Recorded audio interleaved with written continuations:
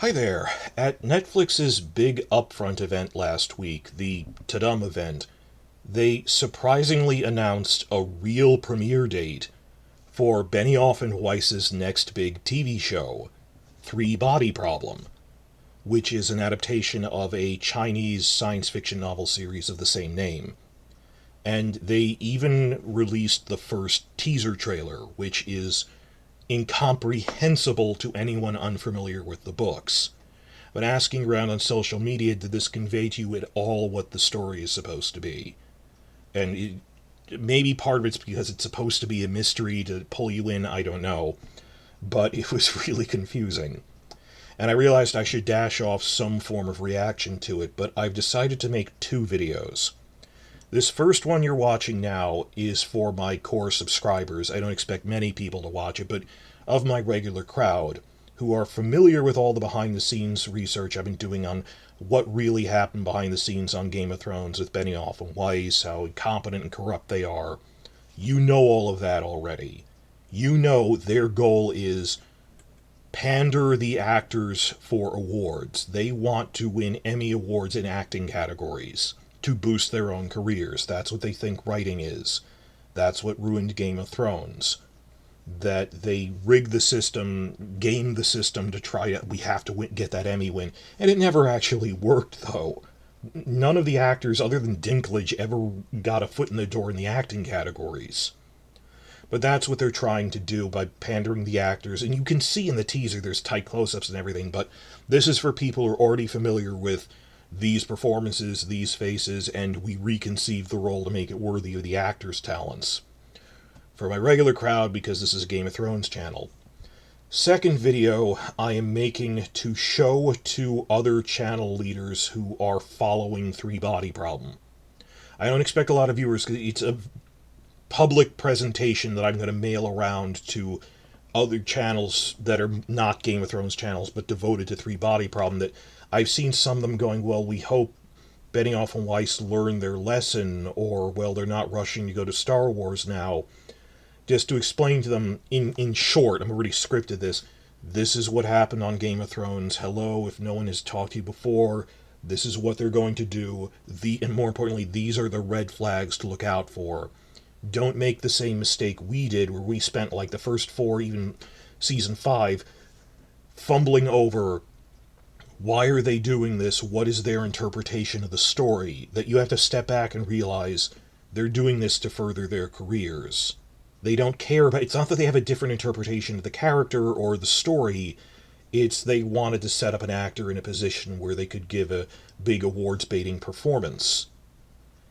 And I will be following this in January when it comes out, but for the moment, I want in this video, audio only because I'm just dashing it off, for my core subscribers, if you don't know what the story is, want to quickly explain it, and I wrote up 4 single-spaced pages of notes here, that the big point is this is not the kind of story that suits awards pandering in acting categories. It's Netflix picked it because it was a big name without bothering to research, is this the kind of story that supports awards baiting in the acting categories? It's tonally like an Arthur C. Clarke novel. Like 2001 A Space Odyssey or Rendezvous with Rama, both of which I've read, that it's a hard sci-fi. Hard sci-fi looks at technical stuff. Soft sci-fi like Dune looks at societal things, it's character-driven. This isn't like The Hunger Games or something. And I respect The Hunger Games as a satire, that there aren't really notable characters, and people who are familiar with the books would say, well, there are interesting characters in it, kind of, but when you see people raving about it, it's not for the characters. And the big thing is, when they go, oh, it's about an alien invasion, you never see the aliens. You barely see their ships. There are no space battles. The first novel is loosely, tonally, it's a little like X-Files. And then there's time skips on the scale of decades and centuries as we prepare for this invasion. It's more about humanity's reaction to the threat of invasion. And sort of like climate change. And so certain characters freeze themselves in hibernation and wake up centuries later to think of things for the problem. There's interesting ideas that are rooted in real science. That's what's interesting about them, with like quantum mechanics and stuff.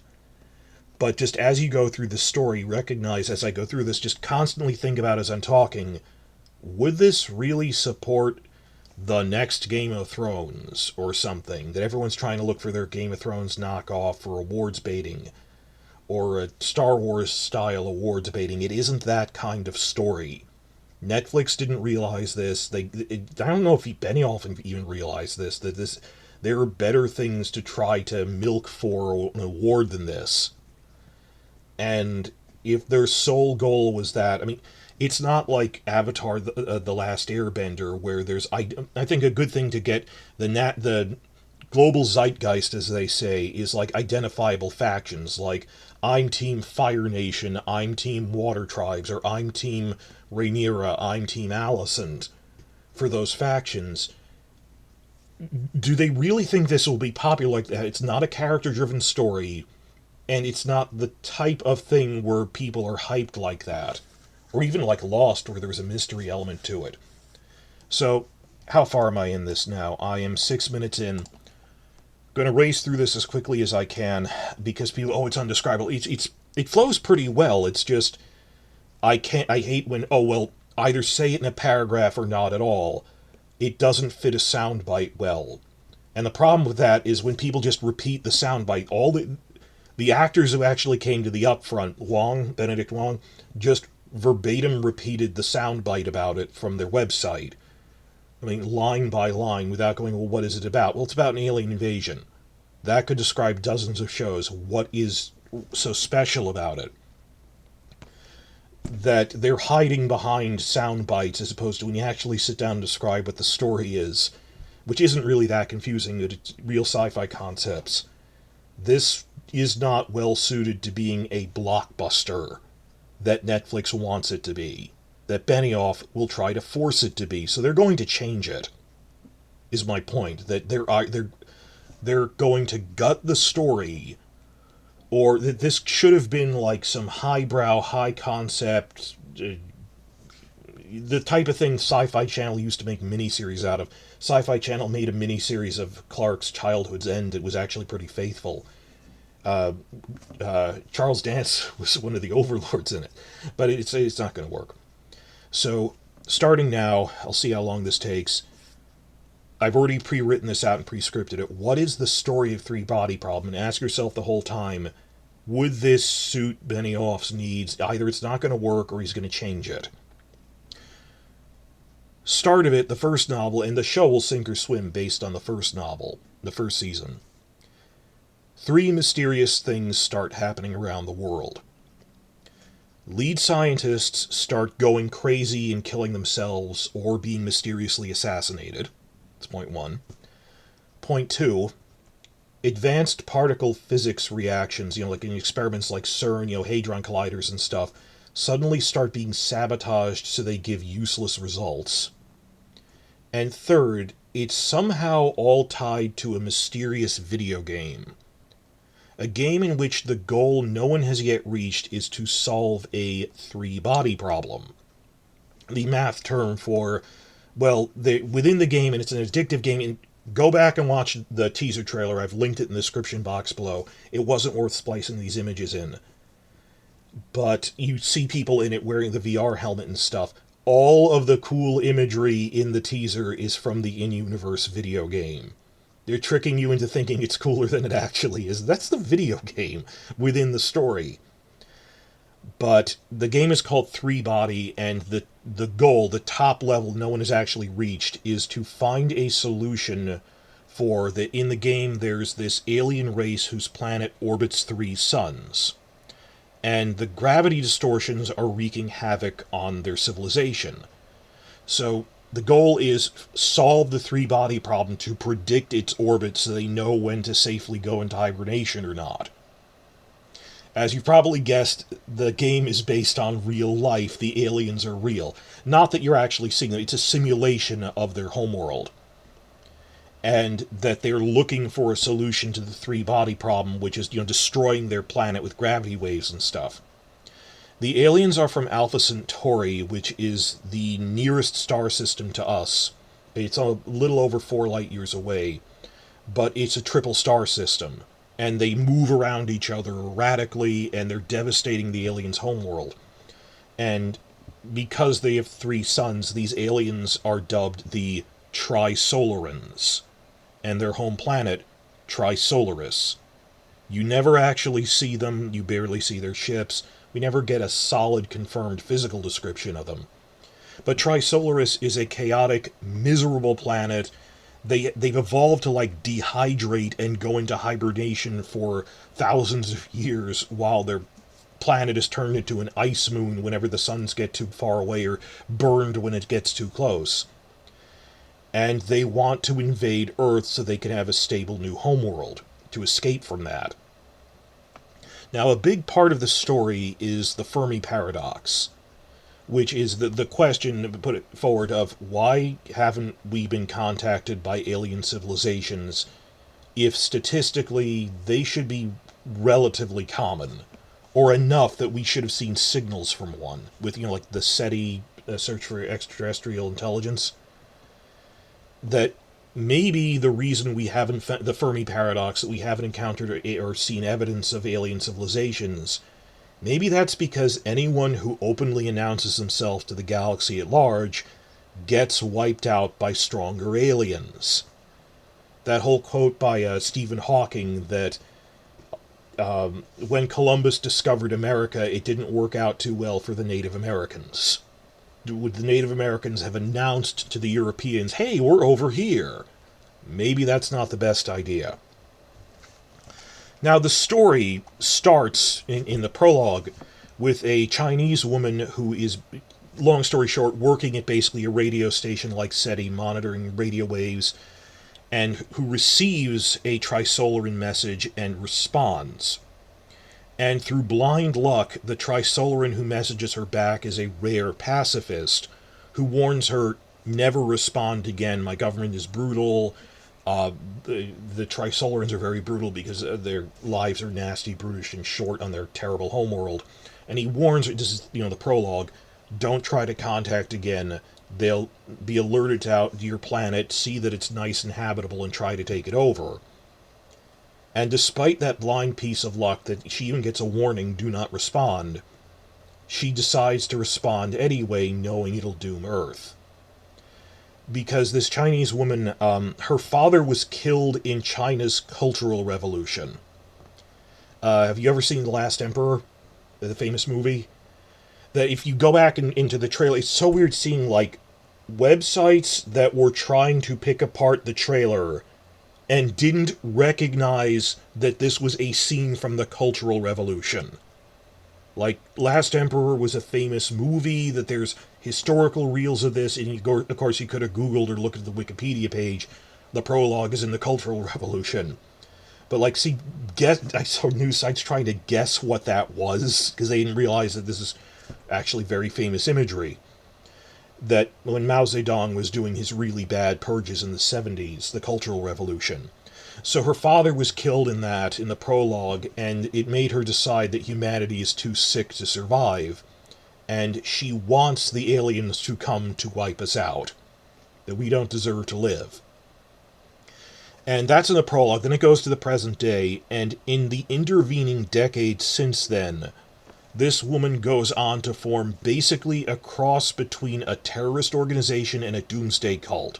Like a UFO cult, but it's real doomsday terrorist cult, which is filled with other like-minded misanthropes who just plain want to destroy humanity by inviting the aliens here, and on top of that, softening us up a bit, softening up our defenses to pave the way for them.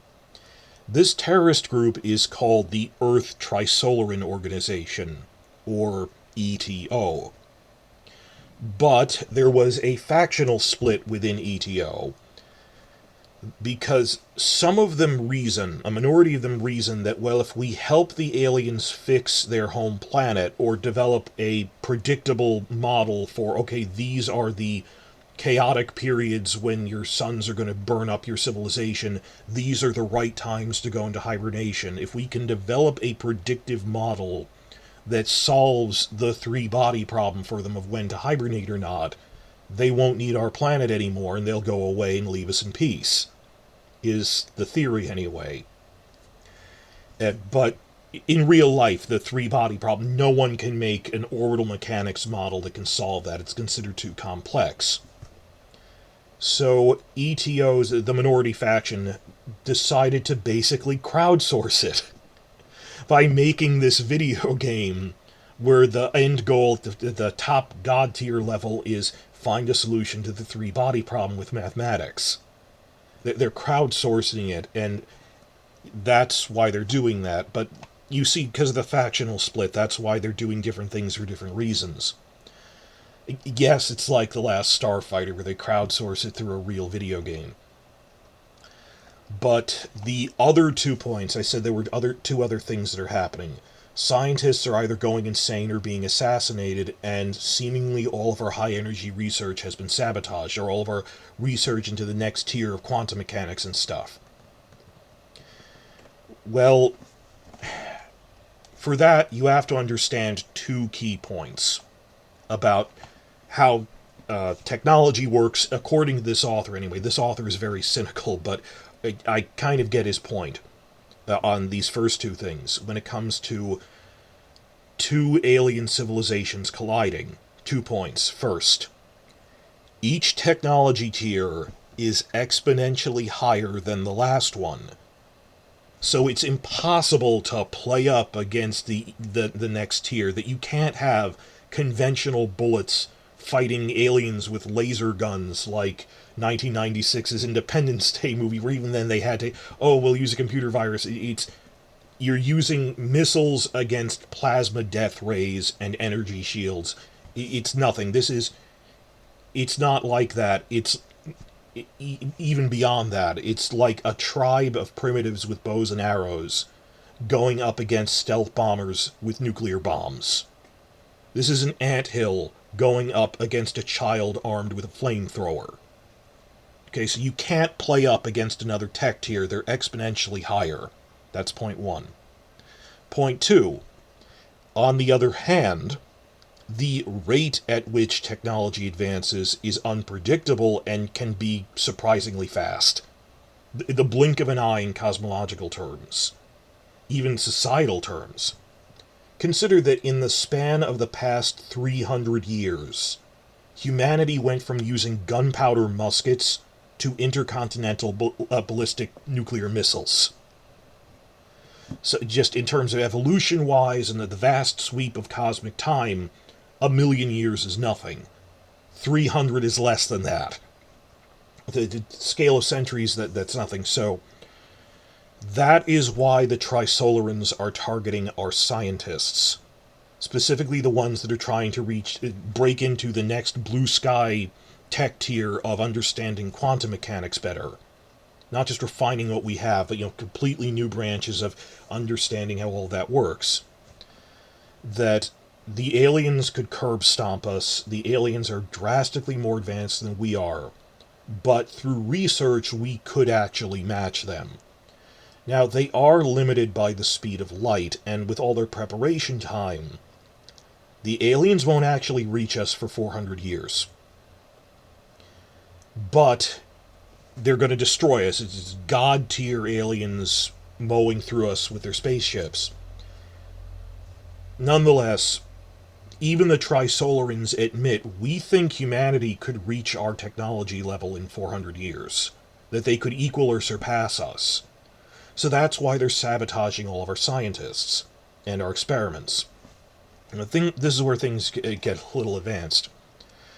The Trisolarans understand quantum entanglement and dimensional folding much better than we ever could, than we do right now, and are basically... They managed to etch a supercomputer onto a proton to make an unmanned remote probe. That they're limited by the speed of light, but these are these instantaneous probes. They're in instantaneous communication with Trisolaris due to quantum entanglement. They are spy drones the size of a proton, and they're called Sophons. Soph from Sophia as in wisdom. So they have these microscopic probes the size of a proton, which they can instantly send to us. Their fleet is 400 years away. They can send these things instantly. And they use them to do two things. First, they can beam messages directly into scientists' brains to drive them crazy. Like in the trailer, you see one guy has scribbled number sequences all over his walls. That's one of the ones they drove crazy. Much more importantly, though, the other thing they were doing was they can use these things to sabotage our high-energy particle experiments to give useless data. Not like make them blow up or anything, just they've hobbled our ability to reach the next tech tier, where we understand plasma rays, anti-gravity, all of that stuff, energy shielding. We can't do that because it involves the next tech tier jump. Just as we made the particle physics experiments that resulted in atomic power, nuclear fission and fusion power, this is the step beyond that into understanding quantum physics and using it on a practical level. And that is why all this is sabotaging our scientists. On top of that, the human collaborators with ETO, who are just misanthropes that just want to destroy the world, they have been going around in some cases directly assassinating people. It's all part of their plan, and they want to also, on top of that, present the scientists as crazy to make a society that distrusts science in general, that they're trying to pave the way for the Trisolarans. They don't need to sabotage our military assets, because our military assets are nothing compared to them. What they're trying to do is prevent science levels in general from reaching that technology tier. So the first novel is sort of this unraveling that whole mystery, and there are interesting characters in it, but it's not really the type of thing that would fuel the Emmy-baiting project that Netflix, and particularly Benioff and Weiss, want out of this. That when they go, oh, it's an alien invasion, you don't see the aliens. You see some humans who are just, I want to destroy the world. Humanity is too sick to survive. At the end of the first book, they at least expose the conspiracy and defeat ETO, so they at least manage to warn the world that the aliens are coming. All of the world governments, the public at large, knows the aliens are coming in 400 years. The plan to discredit scientists at least doesn't work. But we have no solution to the Sophons hobbling our high-energy research projects. That we will not be able to advance with knowledge of quantum mechanics to reach their tech tier even in the next 400 years. So what are we going to do? That we at least know they're coming, what's going to happen. Second book, I'm just going to briefly go through this. Second book is called The Dark Forest, after an analogy they use in it.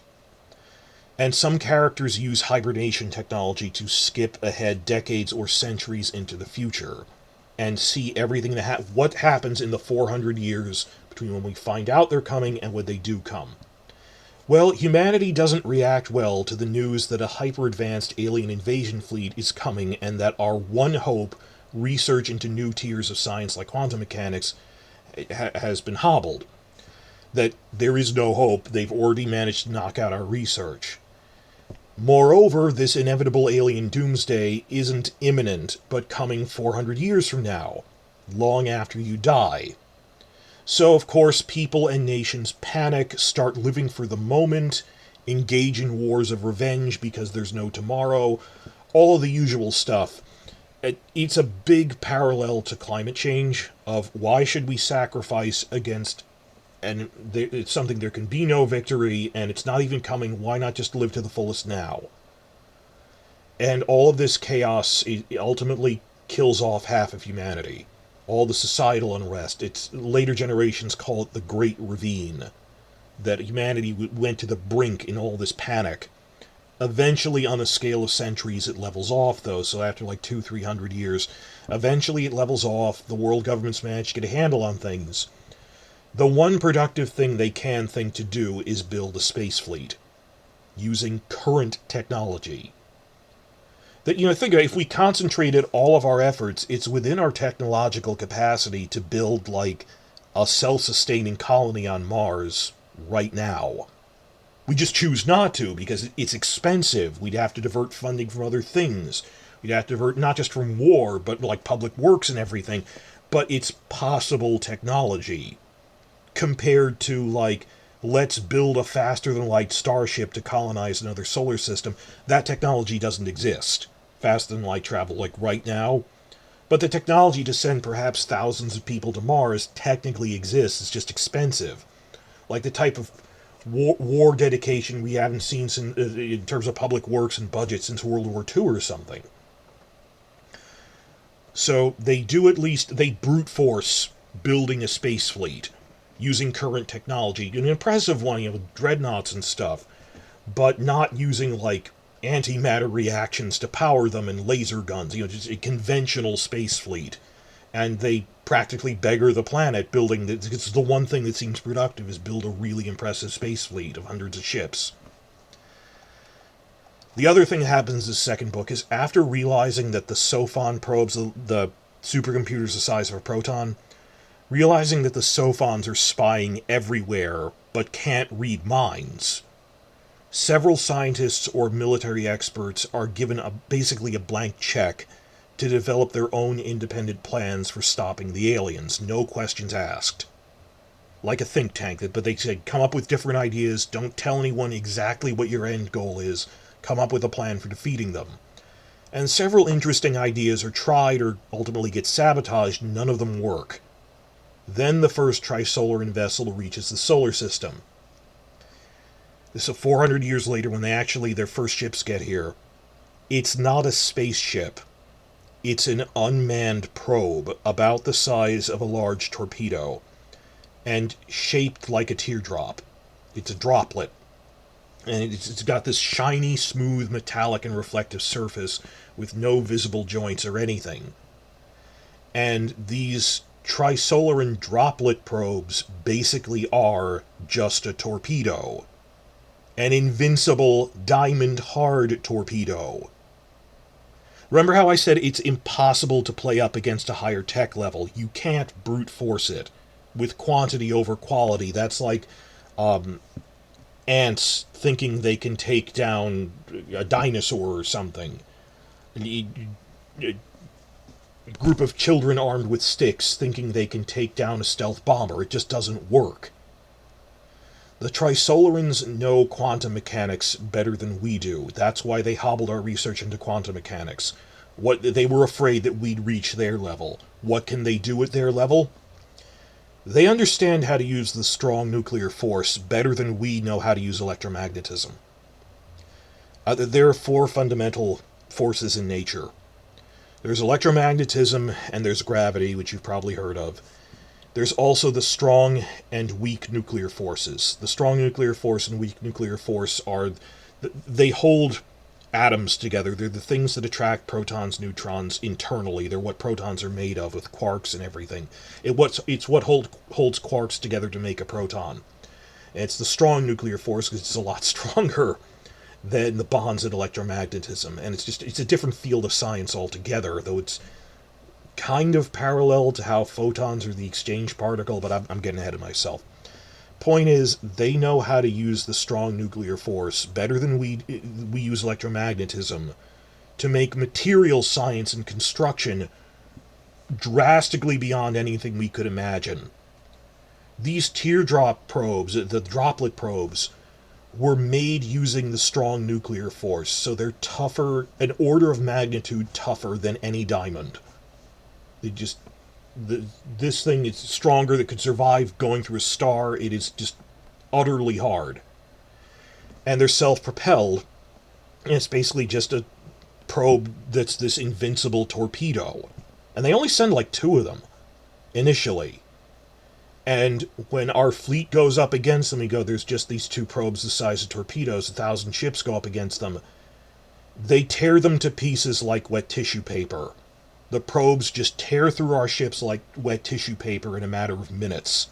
They barely even know what hit them. There is no real battle.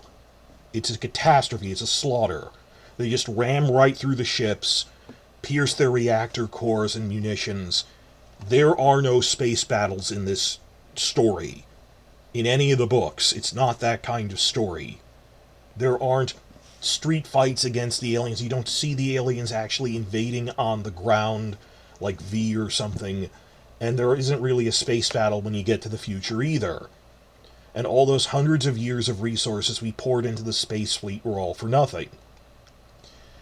But at the last minute, one of the think tank scientists enacts his own plan, which actually works: mutually assured destruction.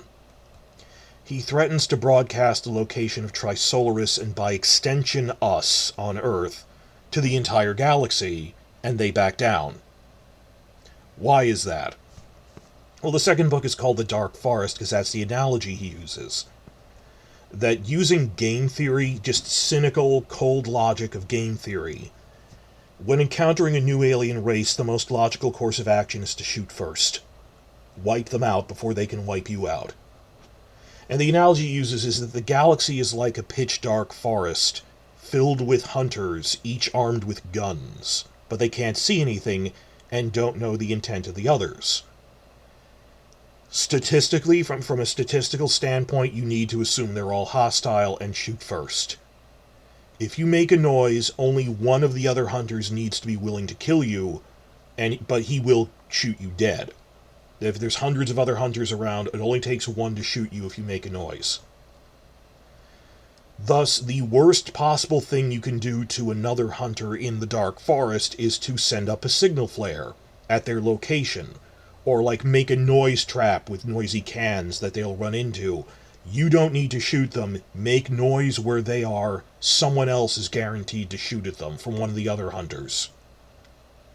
That's the answer that this book series has to the Fermi paradox. Any alien race that announces its presence gets wiped out by other hostile aliens. Because the tech tiers are so advanced, it doesn't take that much advancement to know how to make missiles that make your sun go nova. There won't be a space battle.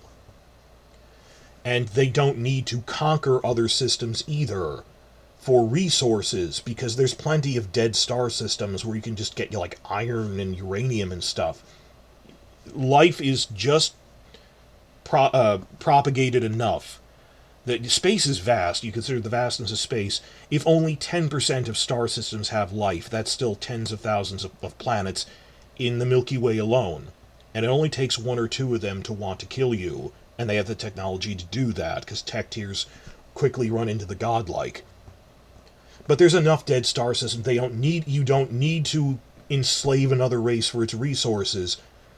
Just shoot first. Blow up their planet at the first opportunity. There's nothing worth saving from it.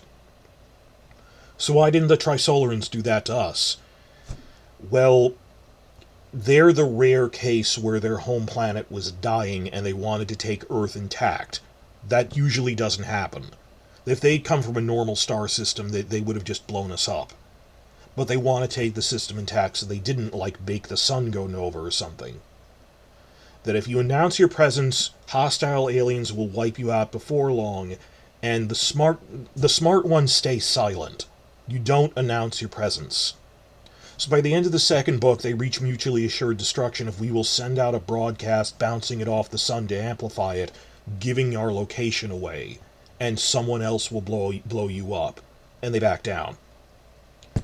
Quickly going through this, then the third book, skipping ahead even further in the future, the Trisolarans basically play nice for a few generations to lull humans into complacency, then invade again, accurately concluding that humans on the brink of extinction during the initial invasion would have pulled the dead man's trigger, gone through mutually assured destruction.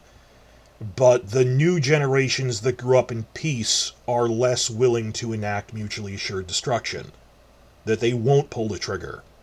So they accurately let them not grow up under the threat of constant extinction. They won't have the stomach for it. Thankfully, though, they just send their teardrop probes to smash our cities and stuff, and then just use collaborators to round everyone up. Thankfully, one of our starships at the edge of the solar system manages to get a signal out anyway, and this other starship sends out the mutually assured destruction signal, which threatens both Earth and Trisolaris and its neighbor Earth. So the Trisolarans flee because Earth is exposed now, and before too long, Another alien race, you never even find out who they are, shoot what's called a photoid at Trisolaris, and their sun explodes. They're gone. Trisolaris is gone. It's when you shoot any object at near the speed of light, at relativistic speed, just the energy involved is amazing. So that destroys the Trisolarans' home planet. Some of them survive in space fleets, but Earth is now, because we are right next to them, all eyes in the galaxy are pointed in our neighborhood. And because we've been broadcasting radio waves for decades, other races would pick up on, oh, there's another planet there too, right next to it. So that Trisolarans just run, and we don't really hear that much from them again. And then we're left with the problem of, what are we going to do that we've announced ourselves? This is called the bunker era of this. Before it was the deterrence era, now we're trying to hide in, these bunkers are actually space stations built in the shadow of the gas giants, hoping that if someone makes our sun go nova with like a supernova missile or something, humanity will survive on spaceships, on space stations near the gas giants. An even yet more advanced race picks up on this, however, and hits us with a race that knows how dimensional folding works. And they shoot an object which causes the entire solar system to flatten into 2 dimensions, killing everyone. Some humans manage to escape on spaceships, though, and then restart human civilization hiding in other planets, and then using relativistic speeds with light travel, some of the characters who survived and escaped travel millions of years into the future to see all these other human civilizations that have rebuilt on other planets, all the while hiding from just the scale increases exponentially, like Gurren Lagann or something, that they're going, there's aliens out there that are so near godlike, they've weaponized the laws of physics, that they can flatten entire solar systems into 2 dimensions, and they even realize, mathematically, our universe originally had 10 dimensions, but these dimensional strike weapons have been going on for so long that it's basically lowered it to 3. Eventually it's going to be only 2 due to overuse of these weapons. And then there's this whole thing about that they're trying to plunge the universe down to 0 in the hope that that'll make the whole thing reset back to 10. They don't know. But that's getting esoteric very far in the future. But you see what I'm saying here, that the point of this video, if you're not familiar with the story, it starts out like X-Files, turns into an Arthur C. Clarke style thing. There's generational skips. They'd have to invent characters. Even a good writer would be tempted to, a good TV writer would be tempted to invent characters as at least a viewpoint for some of these things. But on the whole, I don't think the characters that are in this book as written, really, it's not about them and their emotional states. It's about the societal repercussions and the hard sci-fi of it. And my prediction is that Benioff and Weiss, their only option is to drastically alter this show. They're not trying to make the story of the books. You've already seen from the teaser trailer, they've invented characters. This is about those actors being pandered for performances. I've seen through the juggler's trick. It's not about trying to tell the story. It's not about condensation or viewpoint characters. They see this as a star vehicle to play the awards baiting machine. The worst part is that this was not a good choice. They didn't pick The Witcher or Rose, Shadow, and Thorn or Honor Harrington or other things that are character-driven. This is like you picked Rendezvous with Rama, which I actually think would make a great movie, and then said, how can I rewrite this in such a way that it's filled with actors chewing the scenery because, damn it, I want an Oscar for this. It won't work. Why did you even pick this in the first place? That it makes it even harder for you to pander them for awards, and they're going to drastically change it. And I think, well, good news for us, it'll make it painfully obvious to everyone else. I made this video for my core subscribers. They are trying to win awards. And because Game of Thrones was a character-driven show, it took us a while to realize the subtlety of this isn't about Tyrion. This is about showing off Peter Dinklage, or it's about showing off Sophie Turner. For a story that isn't even really a character-driven story to suddenly have these big acting scenes in it, it'll be a lot more blatant that they are pandering for acting awards when they do that. And just why did you pick this genre to be... Netflix is running out of shows. Well, Netflix is huge. They're always going to have something, but they lost their near monopoly. That they need their big... There's gradations to this. They need their big awards cow. You know? That they need their awards machine generator. That Ozark ended. The Crown is nearly ending. Stranger Things also entering its final season. And, they fired their old content lead, Cindy Holland. The new people don't know what they're doing. They genuinely think this will be their high-profile awards vehicle. They see this as a replacement for that stuff. And it's tone deaf that this isn't that genre of a story. Why did you square peg into round hole? If you tried to pick a replacement for Ozark or a replacement for Game of Thrones and said, I know, let's pick 2001: A Space Odyssey. No! It isn't that kind of story. You have to rewrite it anyway. And for all I know, the characters, under normal writers, they'd at least be interesting characters, but we know these guys are writing disconnected, pandering scenes just strung together. It's not going to be the story of these books. It is going to be painfully awkward. On top of that, they're not in as much control as they used to be, so I think they're fighting with Rian Johnson and Alexander Wu and the other writers on this project. They don't know how to make a TV show. And that's what my other video is going to be about. Everything you've seen, this is from my core subscribers, they don't know the logistics of filmmaking. It's the world's most expensive film school to them. They said as much, and that's their way of trying to gloss over that they're being serious. They don't know how to make a TV show from a logistical standpoint, from a command standpoint, or even how basic screenwriting works. The last videos I did before this are going over House of the Dragon premiere's script and saying this looks like a normal script in contrast to all the other ones from Benioff and Weiss. And you could kind of coast along. Halfway through Game of Thrones, when they abandoned the books, you could coast along on the popularity of the first 4 seasons. People were already attached to these characters and actors. That won't work on season 1 of a new show, which really, if it took a video this long to explain the story, and that it isn't a character-driven story, it's an ideas and science-driven story, hard sci-fi, I would be amazed to see their marketing campaign as it ramps up in the next 6 months. Do they really think the man on the street is going to be raving over this? Like how Lord of the Rings, Rings of Power wanted to be the next Game of Thrones, and while I think I've seen worse, it failed the bar it set for itself. They thought people would be talking about Rings of Power as much as they're talking about House of the Dragon. More than that, because as much as like Game of Thrones at its height, and like that was you set the bar too high. Or, I don't know, by a year from now, they actually hit the upfront, talked about showed a decent amount of footage from their live action Last Airbender. I'm not going to follow them. I mean, I'm a huge fan of the cartoon, but the cartoon is the cartoon. It did its thing. I don't know. I wish them well, but I don't think it can equal that.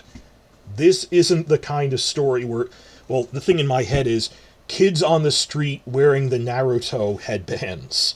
I'm this team, I'm that team, or with a patch it says, I'm Team Fire Nation. You can't do that with 3 Body Problem or 2001: A Space Odyssey. They picked it because it was a popular book, without pausing to ask, it's popular among sci-fi people who like hard sci-fi in the sense that an Arthur C. Clarke thing could be popular. It isn't that kind of thing, and I know they're doing other media projects in China where they already made a series in China which is really long, by the way, and invented stuff. Other channels cover that better, of who did you think this would appeal to? I don't know, like, even the Chinese companies behind it are trying to make video games based on it. How you could, I'm not really sure, because it's like the X-Files. But thank you for listening to this podcast. I'm just dashing off. 45 minutes into this, I'm sorry, but they're hiding behind the sound bites. But if you actually sit down and do this, this is not the kind of story that will fuel the next big Emmy hit. Or it's not going to be the next Crown, and it's not going to be the next Stranger Things. It just doesn't work like that. I'm an amateur at all this, though. The expert on all this, Quinn Howard, over on Quinn's Ideas, his channel, he has been covering Three Body Problem long before it was going to be a TV show. So one of his favorite series. I know the story, I've read through it, I understand the science, but it didn't grab me the way Dune did when I was in junior high, but still, like, okay, you're really into it, and the ideas are interesting. He has a whole series of videos on this that are very sleekly produced, professionally produced, better things.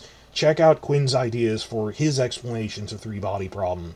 This is just for my core subscribers who would be willing to, on their commute, listen to a 45-minute audio-only podcast of why Three Body Problem is ill-suited to what Netflix and Benioff want to do, pandering actors for awards. They'll have to change it, and it'll be really obvious what they're doing. After this, I'm going to follow up with a different video on just sent to Three Body Problem channels going, if no one explained to you that this wasn't a one-off fluke season 8, or, oh, they wanted to go and further their career, they really don't know how to make a TV show, they're frauds. This is like an Elizabeth Holmes Firefest situation where they fake their way into running something. And, I'm angry that the media has yet to hold this to account.